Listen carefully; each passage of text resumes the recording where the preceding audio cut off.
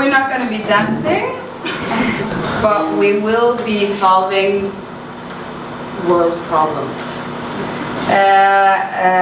Our project, the name of our project is The New Normal. And it's a bit interesting because during lunch I was sitting next to Ifrit that ordered vegetarian food, and the waiter asked us if we wanted vegetarian food or normal food.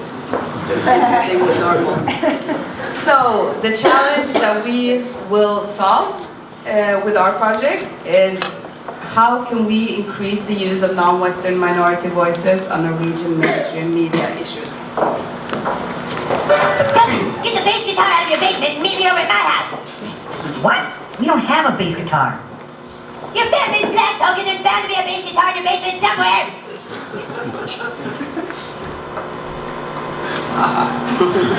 Just to spice it up.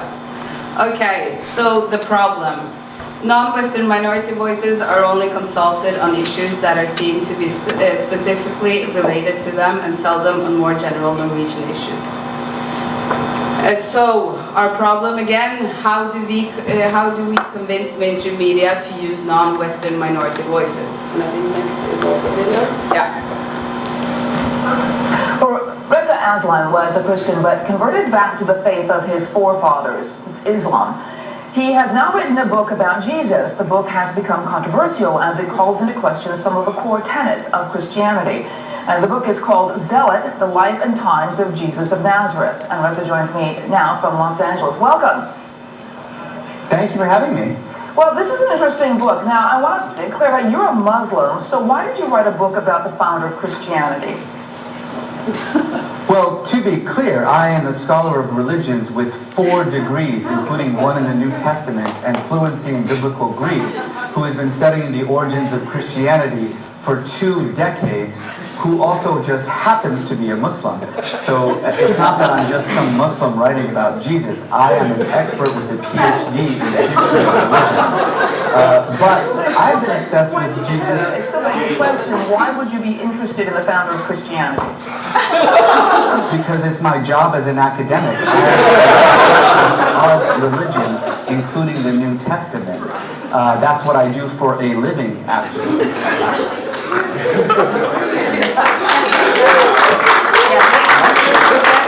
shows a challenge that I know that we have in Norway, and I guess we also have it in other Scandinavian countries as well.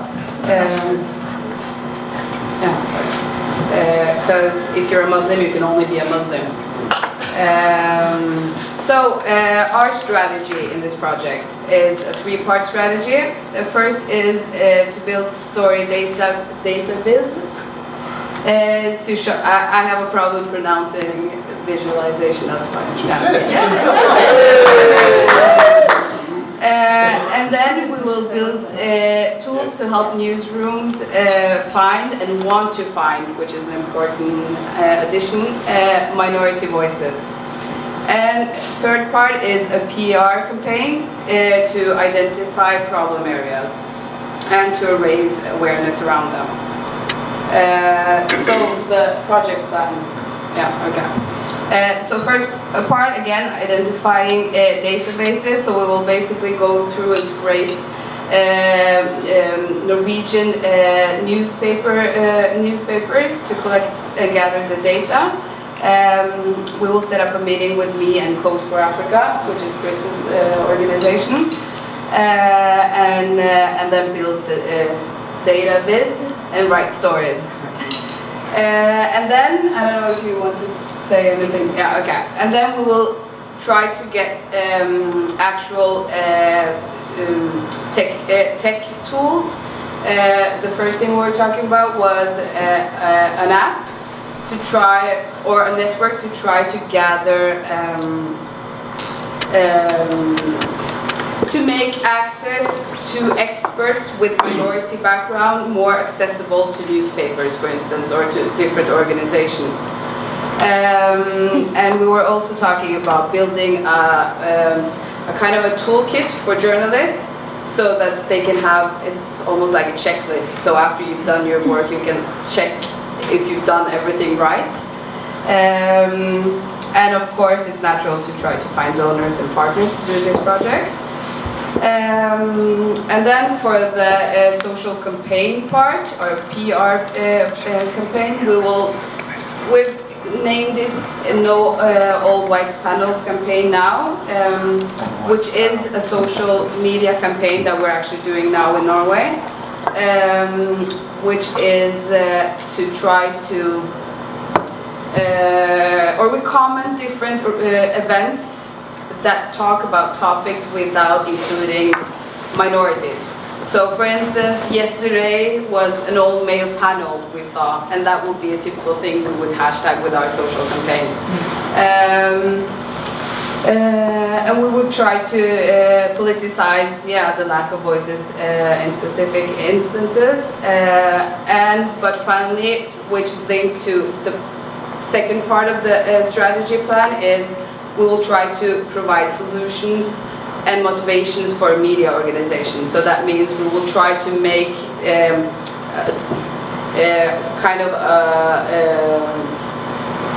the diverse set of experts in different areas accessible for people that want that.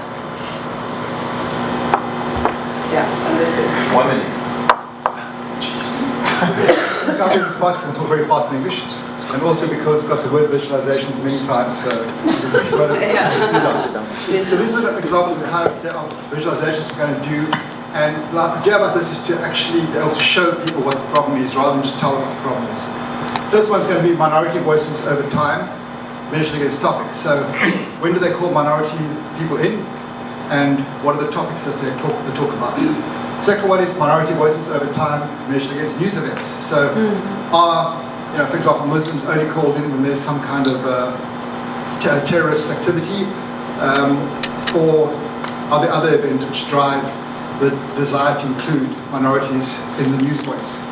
Third one is what topics are associated with minority voice. So we'll say this is the number of minority voices that were heard in the media, this is what they were made to talk about. And obviously you can play very nicely with these kinds of tools to tell different stories and highlight various kinds of important points.